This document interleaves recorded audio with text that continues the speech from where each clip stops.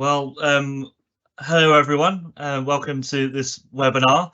I'm Ben Butler. I'm from the Federation of Small Businesses, and yeah, welcome to our first Understanding Business Rates webinar, delivered by Valuation Office Agency, otherwise known as the VOA. There. Yeah, it's great to have you with you today. Thank you very much for joining. Just as we get started, there's some housekeeping to do. And for GDPR reasons, just to let you know that this webinar is being recorded and will be shared on YouTube afterwards. At the end of this, we do have around 10 minutes for your questions, and feel free to add these to the Q&A section throughout the session. And we'll pick them up at the end. We'll endeavour to try and get to everyone's questions, hopefully focusing on small business questions from small businesses first, and then getting to as many other questions going forward. It may be that there are specific questions around your own situations that might be a bit too specific for this session, but hopefully we can pick them up either in this session or outside of that afterwards. And for any kind of questions that aren't directed specifically at the VOA or are actually FSB questions, my email address is there on the screen for you and will be shared in the chat as well later on for you to get in contact with me directly if you do have any detailed questions. And just a bit of tone setting beforehand. Obviously, business rates is a really key issue for many small businesses across the country, and Federation of Small Businesses has been doing its own work on that separately, but the tone of this event today is really understanding how it works, and from a valuation office agency perspective, understanding rates, how they're calculated, and really the intricacies of how you can actually check that process and where you can go with that. But yeah, so that's a bit of the housekeeping up front. My email address is there for any questions outside of this. But yeah, so let's proceed. It's my pleasure now to introduce John Berry, who is the Director of Property Professional Services at the Valuation Office Agency. And we're really pleased to have John here, and I'll hand over to him now to tell us a bit more about business rates and how they're calculated. And now over to you, John. Thank you. Thanks, Ben, and good morning to everyone. I hope you're keeping safe and warm this morning. I mean, my footage was cut off this morning. Snow ploughs have been, and it's starting to brighten up, fortunately, but huge amount of snow overnight. As Ben said, my name is John Berry. I'm the Director for Property Professional Services here at the Valuation Office Agency, or VOA. And thanks for joining us on the webinar. It's the first one we've done with FSB, and we hope you do find it useful. Okay, on this slide, we're just going to talk about what we're going to cover today and a bit about the VOA. First up, I'm just going to set out a bit of context about who the VOA is and what we do, and then what we're going to cover for the next half an hour or so. So firstly, about the VOA. The VOA is an executive agency of HMRC. We are responsible for the valuation of land and buildings across England and Wales for the public sector.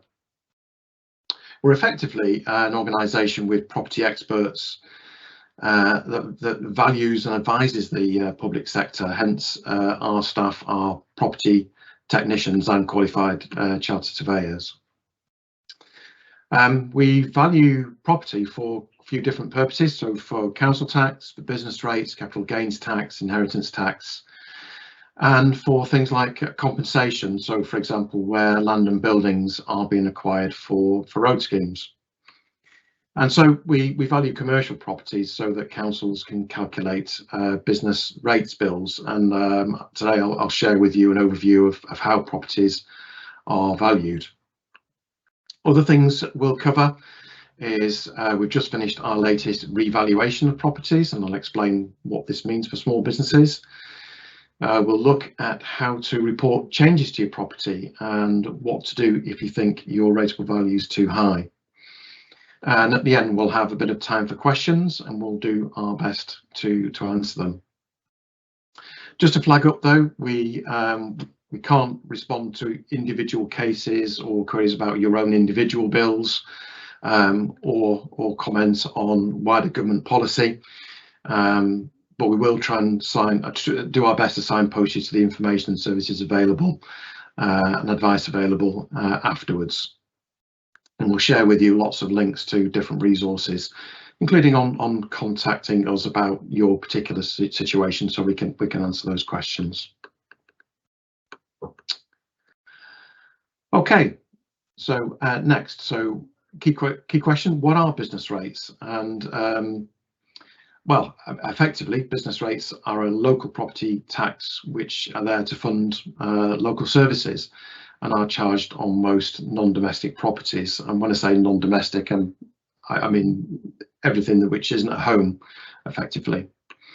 So everything, shops, offices, pubs, warehouses, factories, hotels, and I think are often repeated phrases that we do everything from abattoirs to zoos.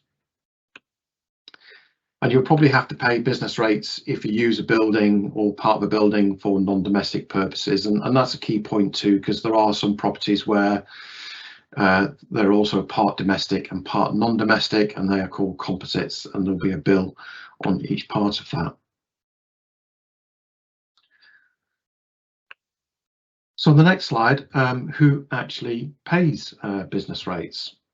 Well, as I've said, lots of different types of properties are liable for business rates, and including some that you might not expect. And I think that the next slide, hopefully you'll see that in a few moments, has a range of photographs which covers the range of properties that we cover. The abattoirs to zoos point was probably a key one, as you can see from the photos. Even things like beach huts and stables. Not all business properties pay business rates, so some are exempt. Most common one being farm buildings, for example, or places or properties that are used for the welfare of disabled people are also exempt, and some other categories of property, including things like churches, are exempt as well. Another reason why small businesses may not pay business rates is something called small business rates relief. Some of you may have come across that, and that means that some of you will not pay business rates at all. So in the last financial year, for instance, in England, about 750,000 businesses who were eligible for small business rates relief paid no business rates at all. I will cover a little bit more about reliefs later on in this webinar.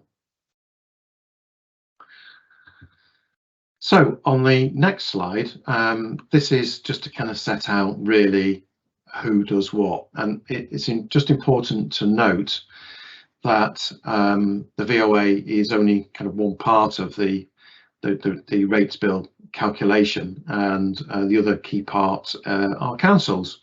So the VOA and councils have different roles within business rates.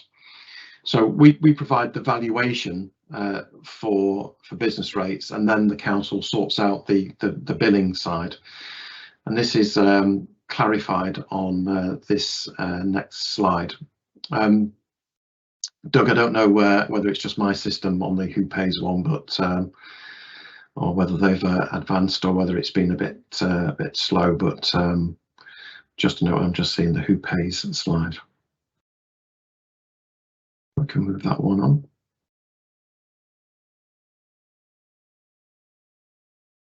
Might be just the system being a bit cold at the moment.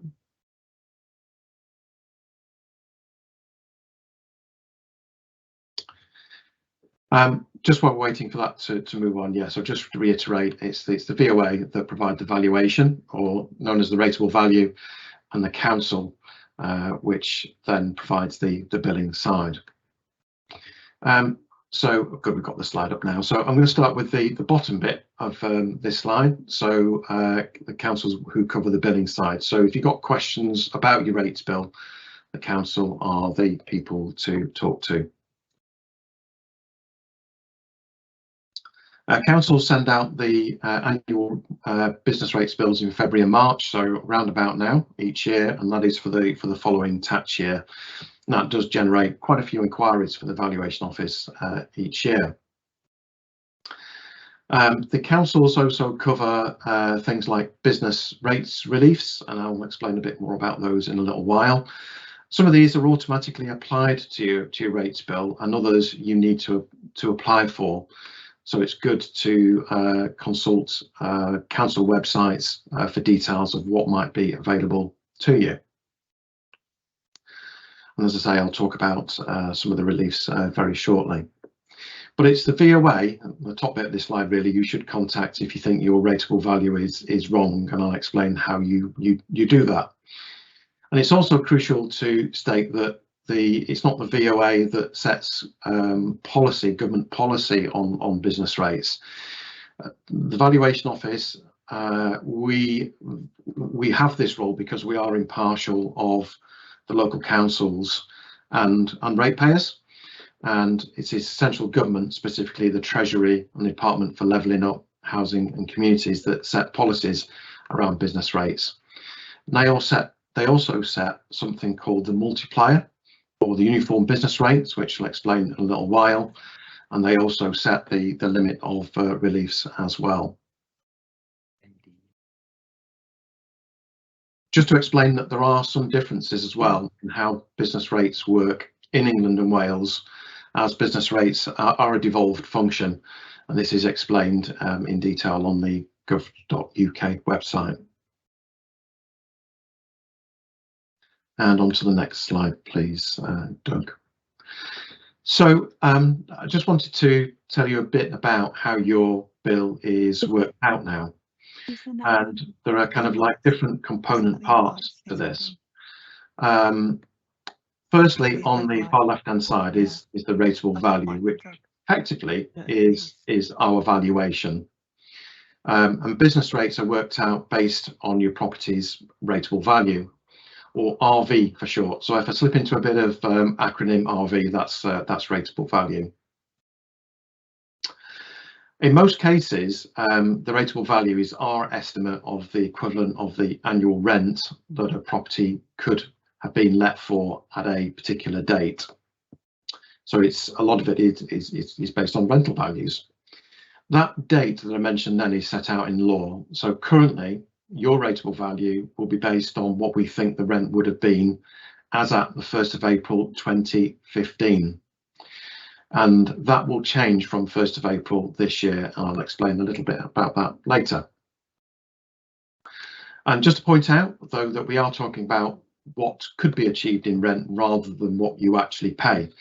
So sometimes your rateable value may be the same as, it may be less than or more than the rent you pay, because some of you may get a good deal, some of you may get a not so good deal. So that might explain one of the reasons why your RV may vary, but there are lots and lots of reasons why that might be the case.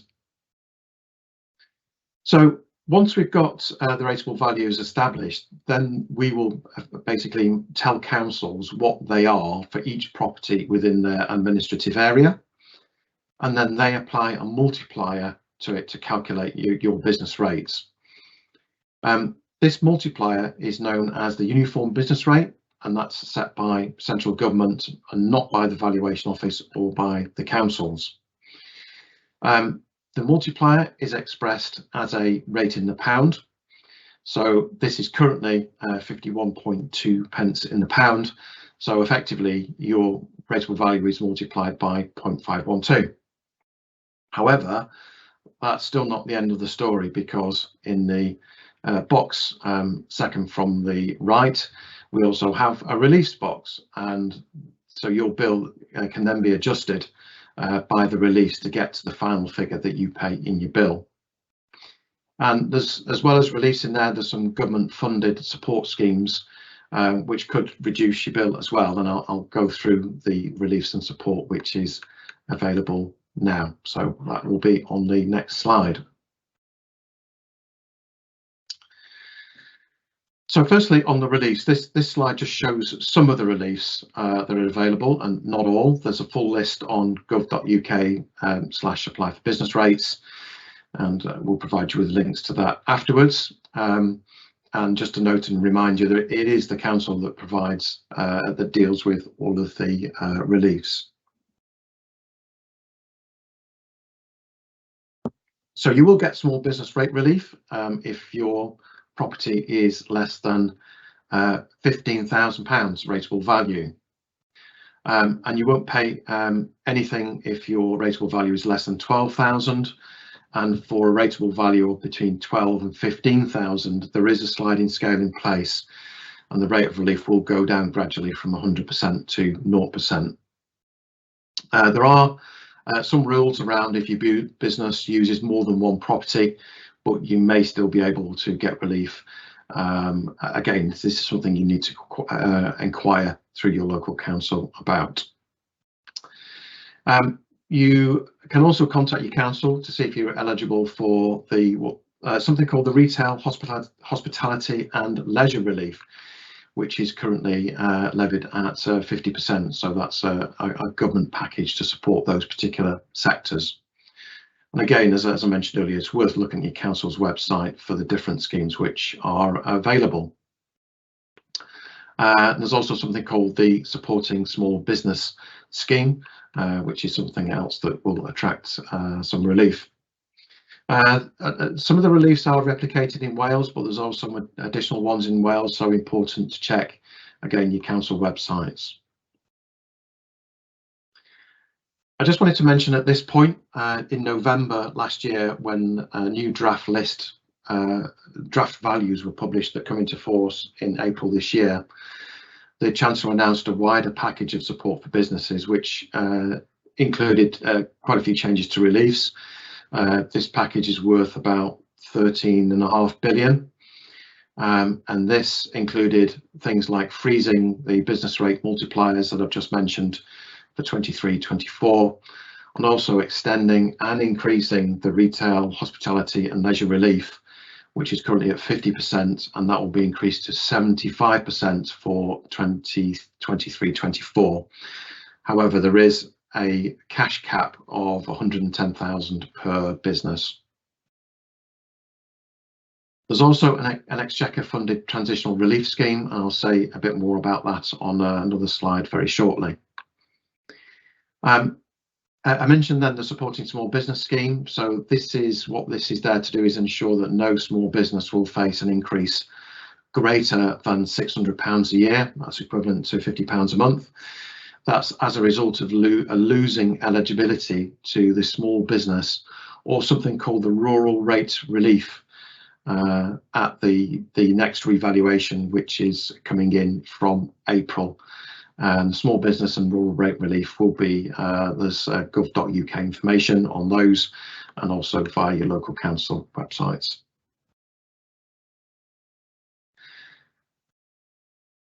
So moving on to transitional relief, I've mentioned this a couple of times. So this relief is important to cover because we've just had a revaluation of property, which has been undertaken by the Valuation Office, and rateable values will change from 1st of April, and so the new transitional relief arrangements will kick in.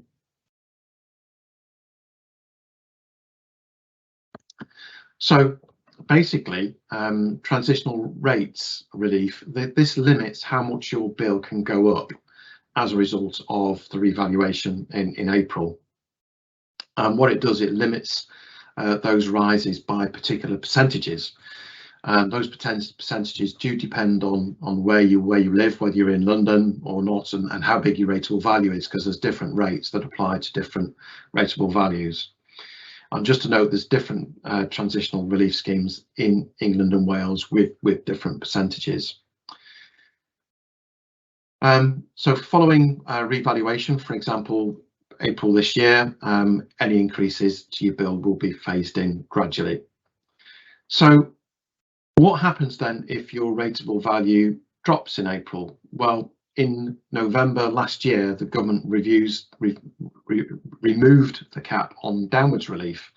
So this means that if a rateable value falls, you will see the full benefit of that reduction in bills from April 2023.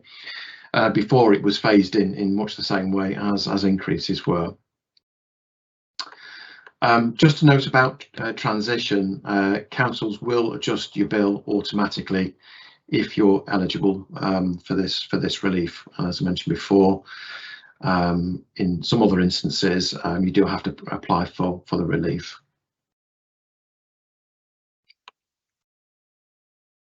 So on this next slide, we're now going to look at your valuation, and I'm going to talk a bit about what you can do online to understand more about your business rates liability. So through something called the Business Rates Valuation account, and this is on gov.uk, you can basically see what your future rateable value is going to be. You can see a summary of how your rateable value was worked out, and you can check comparable properties. Now, the comparable properties will kind of demonstrate to you, and they form the basis of how we've used those comparables in order to value your property. This is a bit of extra transparency that we're trying to introduce for 2023. So if you don't already have a business rates valuation account, you will need to register for one. And to do this, you'll need a government gateway user ID, which hopefully you may already have, actually, particularly if you access secure online government services, for instance, like the HMRC portal. So hopefully you'll have one already. And then the next step is what we call to sort of claim your property. And we have useful resources to help you do this, including some YouTube videos. And to find links about this, we will share this information with you after today, so you've got those links and resources. Normally, this is done fairly quickly, but you do need to allow up to 15 days for your property to be linked to your account.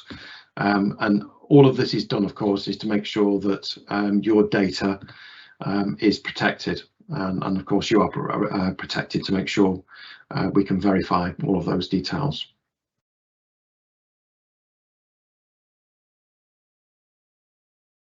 On this next slide, this looks at updating property details. So the VOA holds quite a bit of data about your property. It's really important that we keep this up to date, and so that your valuation continues to be accurate, and in some instances it will avoid some backdated bills as well. And it's important that you ensure the details we hold about your property are accurate and up to date. And once you've got that business rates valuation account, you can actually do that online. And sometimes your property valuation, will change, even though we've not had a recent revaluation. So between revaluations, your individual rateable value will change, or may change, sorry. And this is due to the fact that you may have an extension built, you may have changed the amount of space that you occupy in that building, or you change the way you use the property, which can give rise to different rateable value. And you can tell us if you've made changes to your business property, or as well as you think your rateable value is too high. Now, the process for doing this is called a check, and you can do a check and manage the business rates yourself. You don't have to have an agent to do this for you if you don't want to. We try and make it as easy as possible for you to do. But I know a lot of businesses do use a third party for this particular action. So it's your choice, actually. I'll just say a few words on appointing an agent very shortly, actually. So once you make that check, there are some important things to keep in mind so that you give us the correct information. So just to note that we do randomly review cases where a check has been made to ensure the information that has been given to us is correct, and then we do provide feedback on that information. And it's also important to assume that the information we hold about you it's important not to assume that the information we hold is completely accurate. Now, this kind of sounds like a bit of a strange thing for me to say, but actually, this is because we may have not had a reason or an opportunity to inspect your property for perhaps a number of years. I mean, we've got 2.12 million properties, and certainly we've not got a regime of inspecting all of those properties, periodically. There are just some that occasionally we don't get to see for a period of years, and it may be that your property has changed without our knowledge in the intervening period, so the data we hold has gotten out of date. So really important that you confirm the information that we hold about your property is correct. I just wanted to bring your attention some common mistakes that people make when they do update their details during that check process. And these can include providing incorrect information about things like floor areas. So there are particular ways in which we measure property for business rates that we've got to be mindful of. There's also things like heating and air conditioning sometimes are incorrectly declared within the check.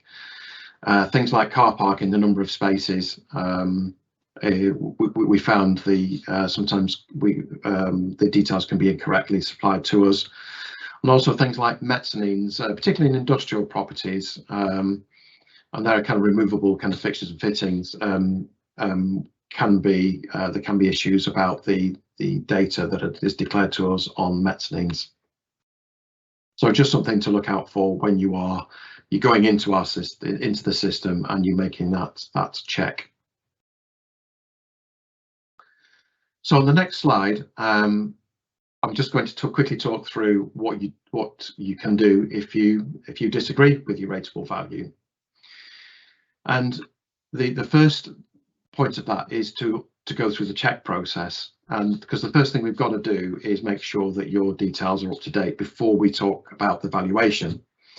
So first off, you need to go through the check process as I've just described, but there are two further stages known as challenge and appeal. So having done the check and corrected any inaccuracies, this could then actually alter your rateable value, and you may be happy with that. And at that point, the process can cease, and we will change your rateable value at that point. If you're still not happy, then you can make what's known as a challenge. How you challenge the rateable value currently depends on whether your property is England and Wales, but that will change from 1st of April. Wales and England are both moving to the check, challenge, appeal process. And that's often referred to as CCA. We love our acronyms in the property industry, and especially in the valuation office, actually. So that's the check, challenge, appeal process. So if you're still unhappy about your rateable value, the first step is to sign into your business rates valuation account, and then you will make a challenge. So just a quick word on some of the timeframes involved in this process. So once you submit a check, we have a statutory time frame of 12 months to deal with that, but we normally clear 90% within 3 months. And if you decide to then make a challenge, then you need to do this within 4 months of that check decision.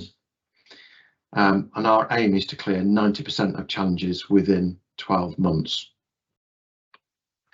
If you make a challenge, we will inform you of our decision, and if you disagree with that decision, you can then appeal to the Independent Valuation Tribunal within 4 months of the VOA's challenge decision. The Valuation Tribunal is a lay tribunal, and there is a simple step-by-step guide on their website if you want to take a look at that. And then if you disagree with the Valuation Tribunal's decision, then you can go to the upper tribunal, the Lands Chamber. There's also a Court of Appeal and Supreme Court if you want to go that far. Some cases do, not very many, I have to say, but some do. And just to note, the Valuation Tribunal is independent of the VOA, so once a case goes to appeal, this is something that the tribunal manages, and it's down to their timelines from that point forward. If you are thinking about challenging your valuation, I strongly recommend you sit down, read the guidance that we have on gov.uk before you get started. As I mentioned, you can manage your business rates challenge yourself. As I said before, a lot of businesses don't, but you do need to be careful. There are a lot of unscrupulous organisations out there who will take your money and not do a lot for it. And so our recommendation is from the VOA is to make sure that you appoint an agent who is a member of the Rating Surveyors Association, the Royal Institute of Chartered Surveyors, or the Institute of Revenues, Rating and Valuation. That will protect you somewhat. Okay, so what is a revaluation? So we've just undertaken a revaluation, and that will come into force on the 1st of April 2023. So as I mentioned earlier, the rateable value is based on rental values, and those rental values change over time. So this is why we have revaluations, and sometimes those values over time go up and they go down. And it is important that rateable values reflect the current market so that the whole business rate system is fair. As an example, so yeah, retail values have fallen, and things like, well, distribution warehouses, for instance, have kind of shot up in value. Now, if we don't do a revaluation, business rates would be paid on rateable values which don't reflect that current market, and yeah, that would be unfair. Also, what drives those changes in rateable values is the economy and the current state of the economy. And if we don't do regular revaluations, we won't be able to reflect the latest economic changes, for instance, those brought about by COVID. So important that we've reflected the implications and ramifications of COVID on the commercial property market with a valuation date which occurs just after the pandemic. So it's fully reflective of the economic circumstances that were occurring at the time. So the revaluation is a regular assessment of rateable values, 2.12 million non-domestic properties in England and Wales at a specific date. And that specific date for the revaluation that we've just done is the 1st of April 2021. It's important to stress that if a property's rateable value does go up, it doesn't necessarily mean that your bill goes up by the same amount, because we've got things like transition and other reliefs. Just one thing to mention as well is that in the lead up to a revaluation, we ask taxpayers to provide us with information about the rent they pay or about their income and expenditure on their property. It's important that you provide this information as it forms the basis of accurate valuations. And also, you can be fined if you don't provide it, which is another great reason for giving us the information. I'm just going to quickly cover how we value property now on this next slide. So how do we work out what your rateable value is? And so there are recognised valuation methods approved by the Royal Institution of Chartered Surveyors in order to value property. These methods have been clarified and confirmed by case law over the years. I mean that there is a little bit of flex between these methods based on what kind of decisions occur in different tribunals and courts, but by and large these are the kind of three basic methods. The method we use kind of really depends on the type of property and what evidence we have in order to value it. The first method on the left hand side, most properties are valued using what we call the rentals approach. This is the most common and straightforward valuation method, and shops, offices, industrial property are valued in this way. And effectively what we do is we analyse rental evidence from similar properties in the area, so similar in terms of age and construction, location, to determine basically a value per square metre, and then we apply that value per square metre on other similar properties, similar age, size, construction, etc., to get to a rateable value.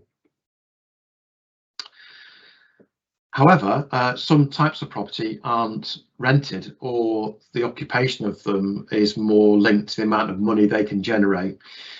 So we do need a slightly different method. So the next method is called the receipts and expenditure method, which does involve looking at the income and the expenditure to see what a reasonable rent might be that business or property can afford to pay. So things like self-catering accommodation, hotels, caravan parks, these are some of the things that are valued in this particular way based on their income and expenditure. And then the third method is something called the contractor's basis, and this is where a property is neither rented and nor does it is it particularly geared to kind of create an income. A lot of these properties don't generally apply to small businesses, and this is based on what it would cost to provide a replacement for that building. And properties like hospitals, schools, prisons, those sorts of things are valued in this particular way. And these three methods do explain why we do ask different ratepayers and businesses for different types of information. So if you're asked for information on rents or on income and expenditure, then you know why. It's to try and feed evidence and information in to these three methods of valuation.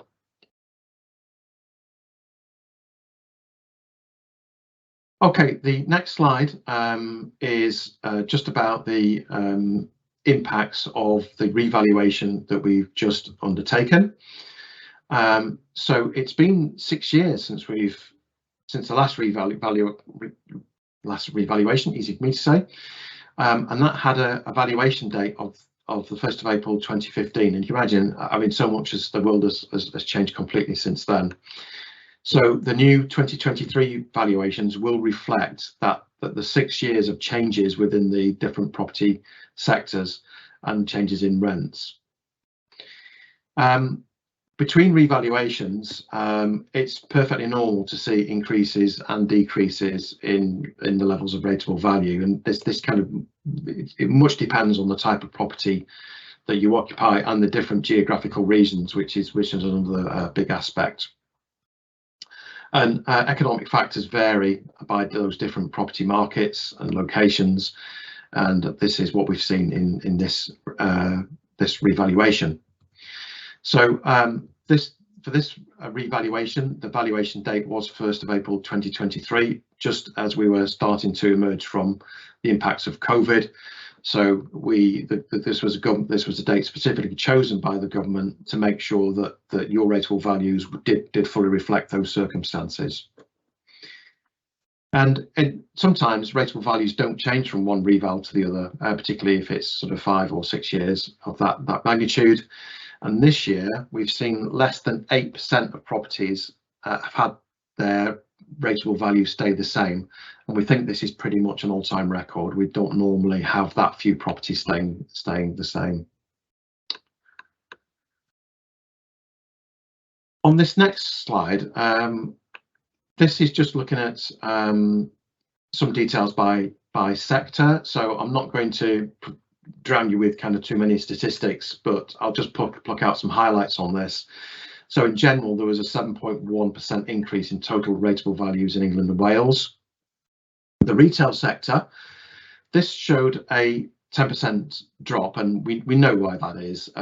That's you're familiar with all the media articles on that particular subject, but this category contains quite a variety of properties, so things like convenience stores, restaurants, garden centres, department stores, food stores, you name it, that's within the retail sector. And some particular types of property, things like convenience stores, for instance, and some particular locations have actually performed better than others. So with these stats, it's important not to assume that every retail property has fallen in value, because that's not the case.